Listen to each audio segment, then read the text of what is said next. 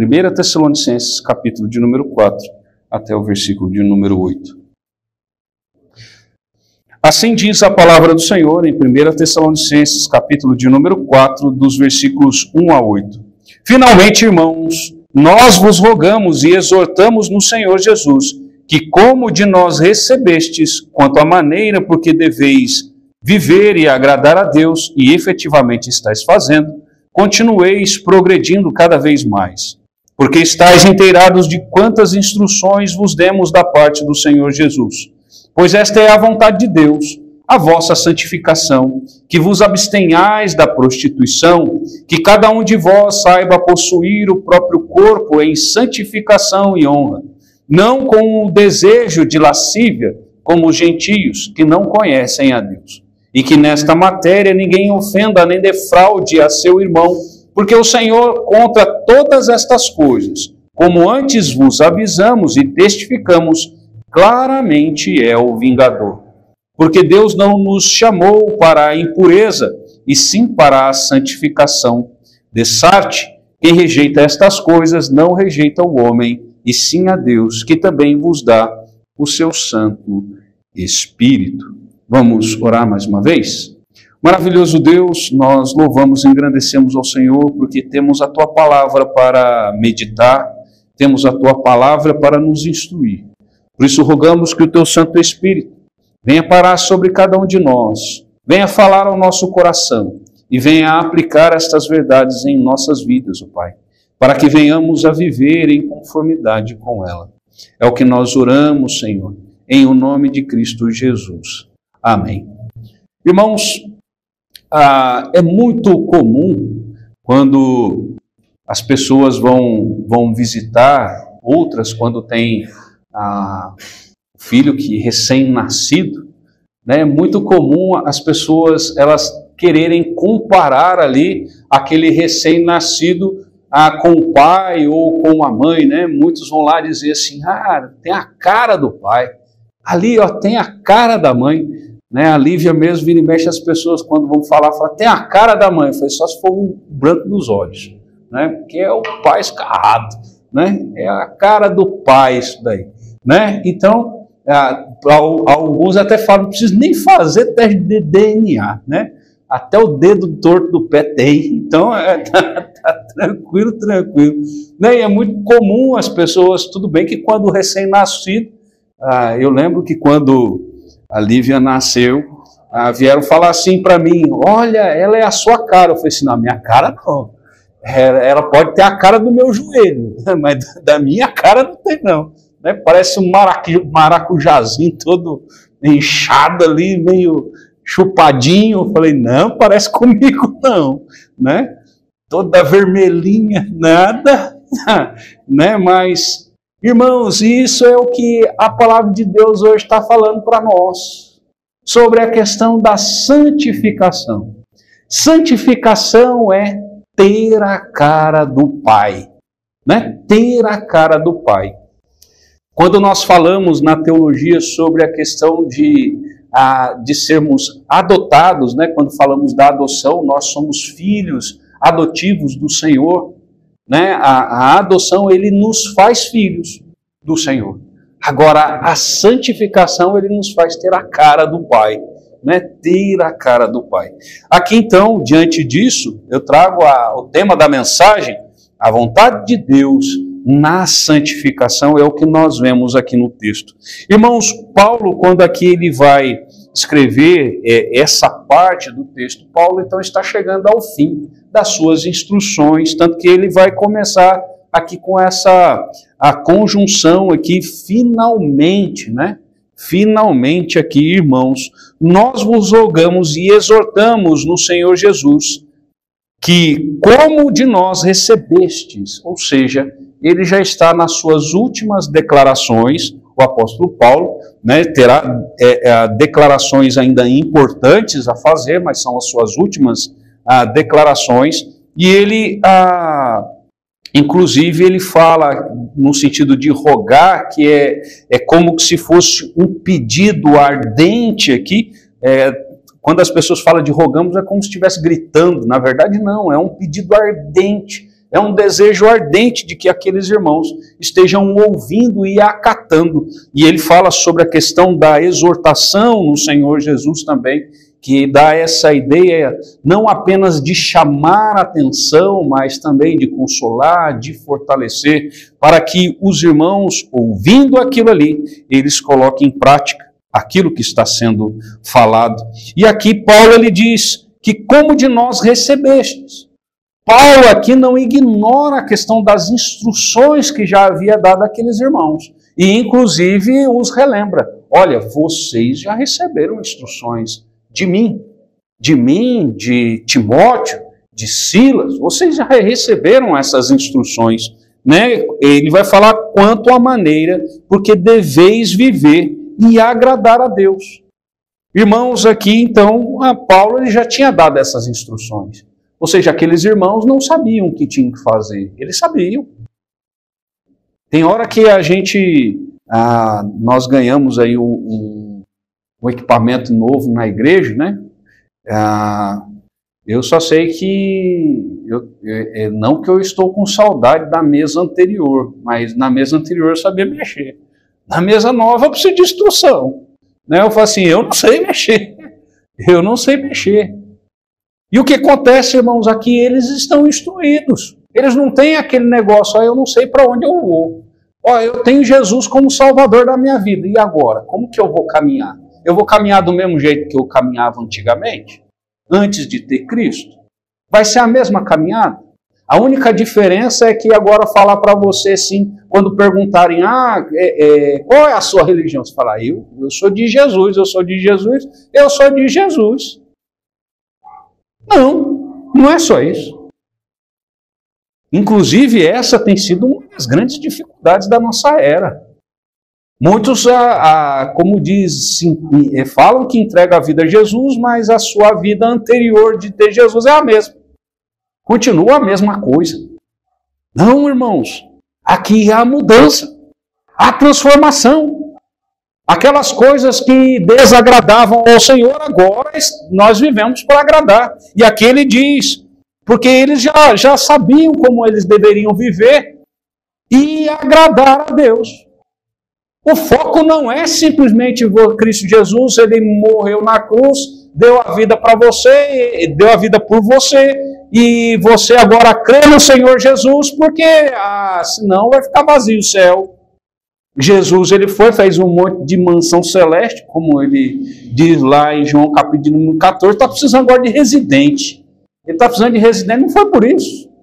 Como que se Jesus, ele necessitasse das pessoas. Não é assim que acontecem as coisas na Bíblia.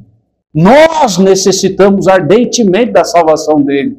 Nós necessitamos ardentemente dele.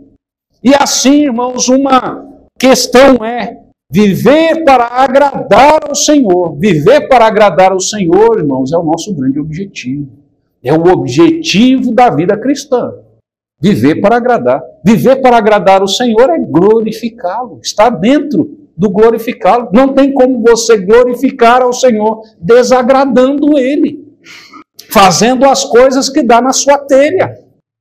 Não tem como você viver assim, glorificando a Deus, se você simplesmente não se importa com o Senhor de fato. Nós temos ouvido pessoas dizer, Deus é tudo para mim. Se a gente pergunta muitas vezes para as pessoas, o que é Jesus para você? A pessoa fala, Jesus é tudo para mim. Aí quando você olha a vida dela, não tem nada com Jesus. Não tem nada com Jesus. Como assim Jesus é tudo? Não vive para agradar a Ele. Ele não é apenas aquele que morreu numa cruz e ressuscitou. Ele é Senhor da nossa vida. E ser Senhor da nossa vida significa que nós devemos satisfação a Ele. Ele não está lá inerte, assim, viva a sua vida aí à vontade, eu já tenho o seu coração. Eu já tenho o seu coração, o resto da sua vida você vive do jeito que você quiser. Negativo. Negativo. Viver para o agrado do Senhor. Paulo já havia instruído. Aqueles irmãos, então, sabiam o que eles tinham que fazer. A pergunta que eu faço aqui, a primeira pergunta do dia, como reflexão para nós nessa mensagem. Você sabe o que você precisa fazer para agradar ao Senhor? Você sabe como viver? E se você sabe como viver, você tem vivido dessa forma? Você tem vivido para agradar ao Senhor? Ou você tem vivido para se agradar? Quem está em primeiro lugar nesse sentido? Agradar ao Senhor ou me agradar? Na verdade, nós deveríamos pensar, se eu agradar ao Senhor, eu estarei me agradando. Isso deveria ser, irmãos, um grande sentido. Não no sentido de agradar ao Senhor, se eu agradar ao Senhor, estarei me desagradando. Não. O nosso grande desejo é, eu agrado ao Senhor. E agradando ao Senhor, estou me agradando também. Se eu agradar a mim apenas, se for só o foco, e desagradar o Senhor, eu estou de fato me desagradando também. Isso deveria ser um grande foco na nossa vida.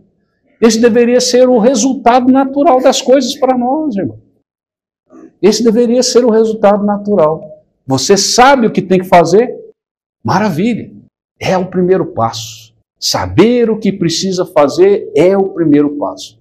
Agora, o segundo passo, e talvez mais importante, é fazer. Agora é viver. Se você sabe o que tem que fazer para agradar, faça. Se você não está fazendo, o que você está esperando para fazer? E eu quero, inclusive, encorajá-lo a isso.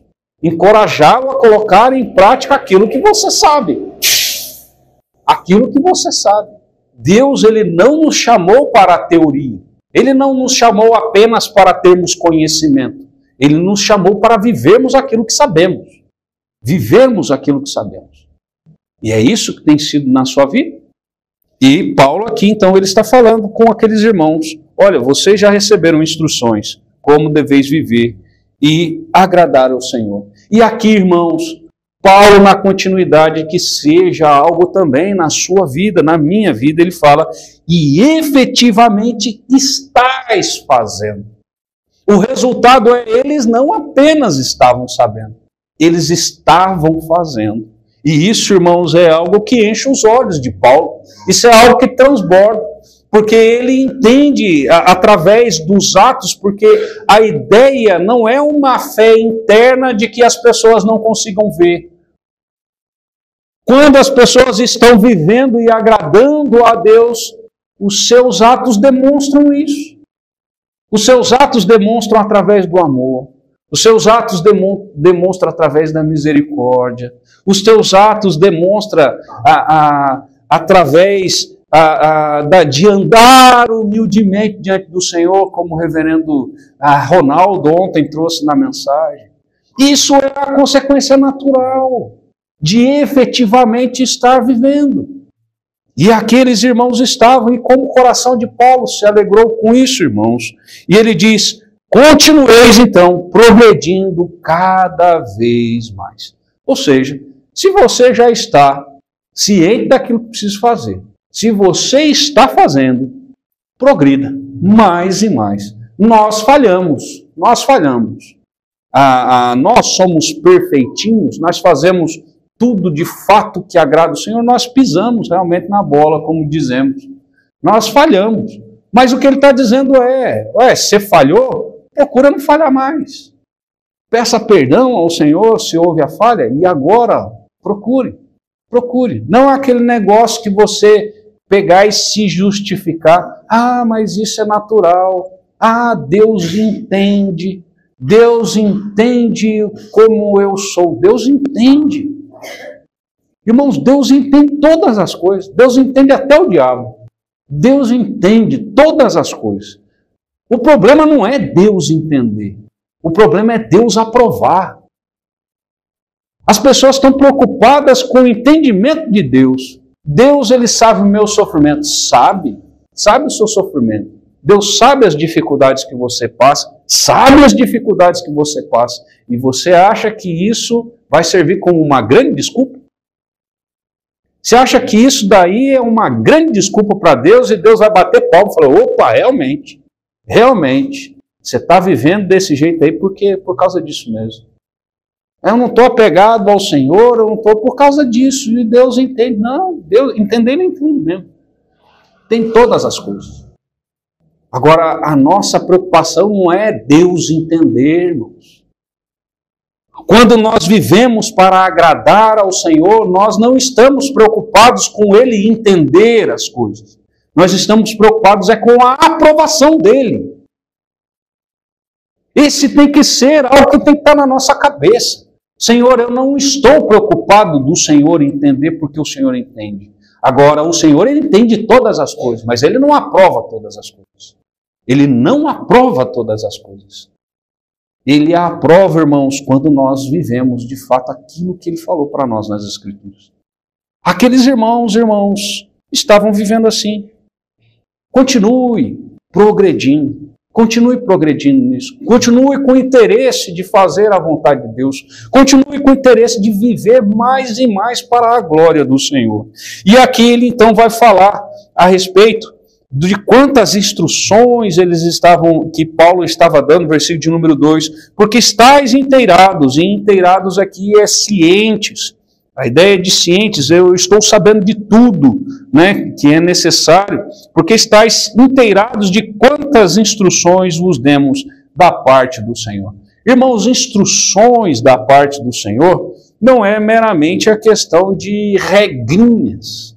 As pessoas acham que, por exemplo, viver uma vida para Deus é eu pegar, fazer uma lista de regrinhas e decorar colocar lá na geladeira, para não esquecer, né? Colocar lá uma lista de regrinhas e falar assim, opa, isso aqui eu cumpri, isso aqui cumpri, opa, pisei na bola, dá um xizinho lá e fala, opa, amanhã eu vou cumprir de novo, eu preciso decorar essa lista. Não é isso, irmãos. Não é uma listinha de regrinhas, isso aqui eu posso fazer, isso aqui eu não posso fazer. Isso aqui dá para fazer, ou isso aqui não dá. As pessoas têm hora que resumem, as pessoas de fora têm hora que resumem, que vida cristã é como se fosse um monte de regrinhas, que as instruções que Paulo deu foi uma listinha, opa, coloca lá na geladeira lá, cada um dos irmãos, tudo bem que na época nem geladeira tinha, né? Mas colocando para os nossos dias hoje, não é isso vida cristã. Vida cristã não é essa questão de cumprir regrinhas, mas irmãos, viver de forma que de fato agrada ao Senhor. A grande diferença entre os fariseus, irmãos, era isso daí. Os fariseus, eles tinham muitas instruções também, só que eram regrinhas. Opa, eu preciso jejuar 2 vezes por semana, eu preciso pegar e ir todo descabelado lá para coisa para dizer que eu estou de jejum, para as pessoas me verem, eu tenho que ir lá na praça orar em voz audível, para todo mundo ver que eu oro bonito. Isso era regrinhas.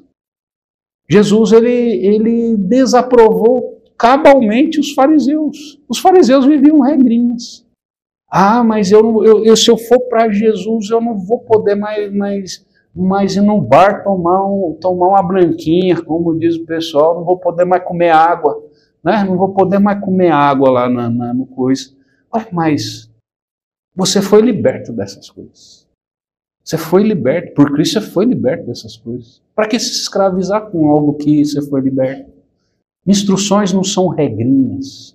Instruções são coisas que nós, irmãos, é algo que vai fazer parte do nosso caráter. Quando você faz algo que está fora do seu caráter, você tem que se esforçar. Você precisa se esforçar.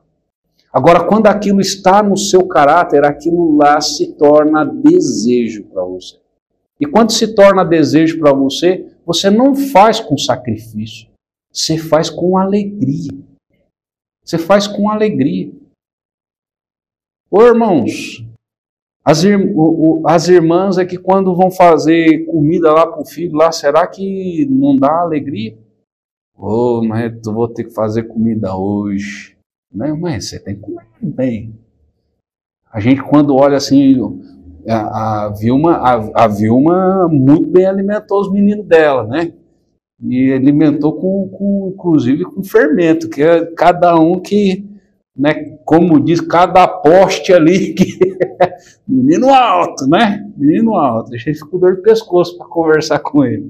Né? Tudo alto. Mas irmãos, a gente tem alegria nessas coisas, porque tem o amor, ali flui o amor, né? E aí a gente faz ali com carinho as coisas. Então é isso daí. Não é que as instruções, mas que peso. Não tem peso. É alegria para nós, porque isso já faz parte de um caráter renovado. E aqui então ele vai dizer, versículo de número 3, pois essa é a vontade de Deus. A vontade de Deus para nós, irmãos, é a vossa santificação. A vontade de Deus para cada um de nós é que tenhamos a cara do Pai. Para que quando as pessoas chegassem perto da gente e falassem assim, rapaz, você tem a cara de Cristo Jesus, hein? Eita, nós, né? Você parece demais com Jesus. Nunca vi Jesus, mas você parece com ele, pelo que está lá na Escritura lá. Igualzinho o seu procedimento, né? A gente, quando tem filho pequeno, normalmente a minha já cresceu, do Daniel também, né? Mas não era comum você fazer algumas coisas, você ver seu filho te copiando. Até os trejeitos, o jeito de falar, tinha hora que, menino, de onde você aprendeu isso? Né? Algumas frases assim, começam a se repetir. Eu lembro que algumas pessoas falam assim, a Lívia parece o seu papagaio. Né? A Lívia parece o seu papagaio, fica te repetindo, né? Fica repetindo você em várias coisas. E é o natural, irmãos. Santificação é isso. É fazer aquilo que o Pai, querer copiar o Pai. Achar aquilo lá que é tão algo, tão sublime que a gente resolve querer fazer igual. Querer ser igual. Querer ter a cara não é simplesmente a face em si, mas é o jeito, os trejeitos, é o sentimento. Tudo aquilo ali está relacionado com Ele, parecido com Ele. Nós vemos, irmãos, Jesus Cristo, tantas coisas que Jesus ele fez, a respeito da sua devoção ao Pai, de a tantos momentos ele separar, por exemplo, a oração. Nós vemos Cristo Jesus, ele ali tendo misericórdia de tantas pessoas. Cristo Jesus, ele curando não somente porque ele tinha poder, mas porque ele tinha interesse pelas pessoas. Misericórdia, compaixão pelas pessoas. Tinha muito mais do que empatia. Empatia muito superficial, tinha muito mais do que empatia. Ele tinha misericórdia, tinha compaixão. Cristo Jesus, por exemplo, ele sabendo de todas as coisas, ele inclusive demora para ir lá atender ali a Lázaro. Vai 4 dias depois. Lázaro morre, no 4º dia depois da morte, Jesus aparece. E Jesus sabia do que ele ia fazer. E o que Jesus faz? Chora. Jesus chora. Ele não precisava, se você olhar assim, ele sabia de tudo, por que ele chorou? Por compaixão, irmãos, pela situação, pelo estado das pessoas. Hoje em dia, as pessoas, elas têm, quando nós olhamos sobre essa questão da santificação e das importâncias de Cristo, por exemplo, Cristo Jesus, os irmãos lembram de algum milagre que ele curou algum pet? Não lembro em nenhum momento Jesus, ele está com tanta importância com os pets. E hoje em dia o povo gasta dinheiro com pet e os mendigos da rua estão morrendo de fome. Tem até algumas coisas que nós vemos que para reflexão, inclusive. Pessoas que tá lá o mendigo e o cachorro do lado vai lá e começa a falar com o cachorro. Ele fala com o mendigo. Vai lá e dá comida pro cachorro, não dá comida pro mendigo. Jesus Cristo não morreu por nenhum pet. Jesus Cristo não morreu, não fez milagre nenhum por animais. Cristo Jesus morreu por homens. Cristo Jesus se importou com homens. E a gente muitas vezes está tão se importando com tantas outras coisas. Irmãos, nesse aspecto, será que nós não estamos com a cara do Pai? Nesses aspectos não. Não que nós não podemos amar os bichinhos? Podemos.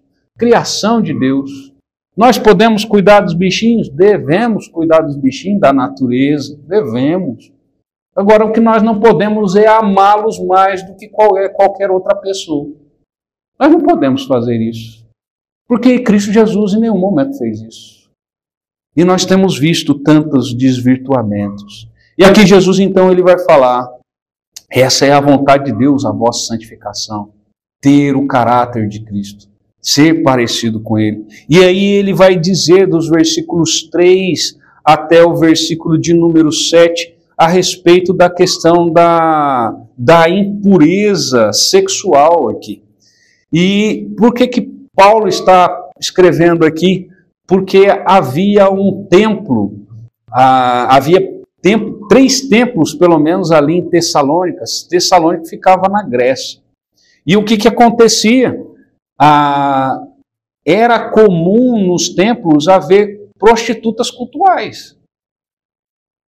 As pessoas iam lá para se prostituir com as profetisas. Então Paulo aqui ele já está falando da instrução, ele não está dizendo em nenhum momento que os irmãos estão nesta prática. O que Paulo está aqui é fortalecendo a compreensão de que eles precisam realmente se abster dessas coisas. E aí ele vai dizer, inclusive, versículo de número 4, que cada um de vós saiba possuir o próprio corpo em santificação e honra. Irmãos, a sociedade que nós estamos vivendo hoje, a ideia é que você pode ter relacionamento sexual com várias pessoas diferentes, cada dia com uma, dependendo até mais de uma pessoa no mesmo dia, no mesmo momento. E ele está falando aqui não. Cristo Jesus não morreu só pela sua alma. Cristo Jesus não morreu só pelo seu coração. Cristo Jesus morreu até pelo pelinho que tem no dedo do teu pé. Ele morreu por você por completo. Não existe 1 milímetro da sua existência que ele não tenha morrido. Ele morreu por você por completo. E a ideia, por exemplo, que inclusive muitos estão com aquela discussão de dicotomia, de tricotomia. Irmãos, essa não é a discussão da Bíblia. A Bíblia não nos vê em duas partes. A Bíblia nos vê como uma coisa só. A Bíblia ela não tem preocupação em nos separar no sentido de corpo e alma, ou corpo, alma e espírito, para aqueles que compreendem desse jeito. A Bíblia não está interessada nisso. A Bíblia está interessada em nos ver como uma pessoa, de uma forma una, de uma forma completa. E Cristo Jesus morreu por nós de uma forma completa, para nos resgatar completamente. Não no sentido de que, uma vez que a minha alma está salva, meu corpo, era a ideia dos gregos. Posso fazer o que eu quiser. Ela vai como diz, ela vai voltar a ser pó mesmo, então posso fazer o que quiser. Essa era a ideia lá dos gregos. Não é isso que a Escritura diz. A instrução não é essa. A instrução é que o seu corpo é de Cristo. Todo o seu ser é de Cristo. Toda a sua existência é de Cristo. E sendo isso de Cristo, toda ela tem que ser consagrada ao Senhor em santificação. Então não existe algo em você que você fala, isso daí é propriedade minha. Você não é propriedade nem de você mesmo. Eu não sou propriedade minha. Eu fui comprado com alto preço. E cada um de nós, irmãos, fomos comprados por um alto preço. E não fomos comprados por um alto preço simplesmente para dizer, opa, faça aí o que você quiser. Faça aí o que você quiser com o seu corpo. O que importa é a sua alma. Não. E aí ele vai dizer, versículo de número 5 e seguintes, não com desejo de lascívia, como os gentios que não conhecem a Deus. Essa aqui é a prática daqueles que não conhecem a Deus. É viver para si, simplesmente para o prazer, o hedonismo que acontece. Viver para o prazer pelo prazer, não. E aí diz que nesta matéria, quando ele está falando nesse sentido sexual, lascívia, da questão da lascívia, ele vai dizer, e que ninguém ofenda nem defraude a seu irmão. Irmãos, aqui tem algo que existem várias formas. É que as pessoas acham que defraudar, ela tem a ver com a questão de simplesmente uma intenção de estimular alguém a ato sexual ou alguma coisa assim. Mas não. Isso daqui, ele quando fala de defraudar aqui, ele tem um leque tão grande. Eu não tenho interesse aqui de pregar roupa aqui, não. Não tenho o mínimo interesse de pregar roupa ou de colocar regrinha para os irmãos chegar com uma reguinha aqui, colocar lá na calça lá e falar, opa, você está com a calça curta, ou você está com a saia curta demais, tem que colocar mais um palmo nessa saia aí, o teu decote está muito decotado. Não estou interessado em fazer isso. O que a Escritura ela diz é que cada um de nós devemos pensar bem a respeito disso. A geração que tem se levantado é uma geração que gosta de defraudar. É uma geração que gosta de defraudar. Tem pessoas que usam a roupa que parece que foi colocada no vácuo, aquilo lá. Está tão colada que parece que está no vácuo. Se tivesse pintado a pessoa da cor da roupa, daria na mesma. Se tivesse pintado. As gerações que têm se levantado não estão preocupadas com essas coisas, defraudar. E infelizmente até mesmo dentro das igrejas tem acontecido isso, irmãos. Tem acontecido isso. É a preocupação. Paulo ele vai dizer lá, tudo me é lícito, bem que ele está falando num contexto de alimentação, né? De comida, ele está no contexto de comida ali, principalmente sacrificada, ídolos, ali, o contexto lá de Coríntios, né? Mas aquilo ali não fica restrito só à questão da alimentação. Tudo é lícito nós fazermos, mas nem tudo convém. Nem tudo convém. É lícito nós fazermos, mas não está glorificando o nome do Senhor, então não convém fazer. Ah, mas a pessoa está uma lindeza. Opa, que lindeza que está. Mas não está glorificando o nome do Senhor, está sendo reprovado por Ele. Está fazendo com que as pessoas sejam defraudadas.